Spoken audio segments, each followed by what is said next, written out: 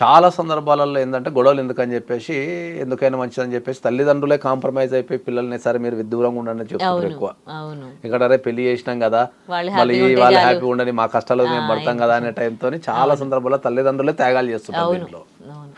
కొన్ని సందర్భాలలో ఏంటంటే కొడుకులు ఎవరైతే ఉంటారో వాళ్ళు చాలా స్ట్రాంగ్గా ఉంటారు. ఏమని అంటే కంపల్సరీ మా అమ్మ నాన్నని నేను వదిలిపెట్టను, మా అమ్మ నాన్నలతో పాటు నువ్వు కూడా ఉండాలా, ఓకే అనేది చాలా మంది డిమాండ్ చేస్తుంటారు అబ్బాయిలు కూడా. కాబట్టి అందరం కలిసి ఒక దగ్గర ఉండాలనేది చాలా మంది అబ్బాయిల కోరిక ఉంటుంది.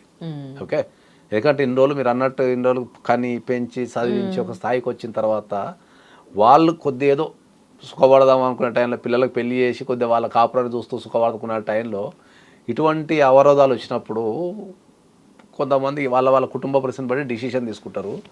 కానీ ఎక్కడైనా సరే భార్య గనక ఓకే అత్తామామలతో కలిసి ఉండను అన్న, వేరేగా కాపురం పెడదామన్నా, అత్తామామలతో వద్దు మనం వేరేగా కాపురం పెడదామని ఫోర్స్ చేసినా ట్రై చేసినా ఉన్నా కూడా డైవర్స్ అప్లై చేసుకోవచ్చు.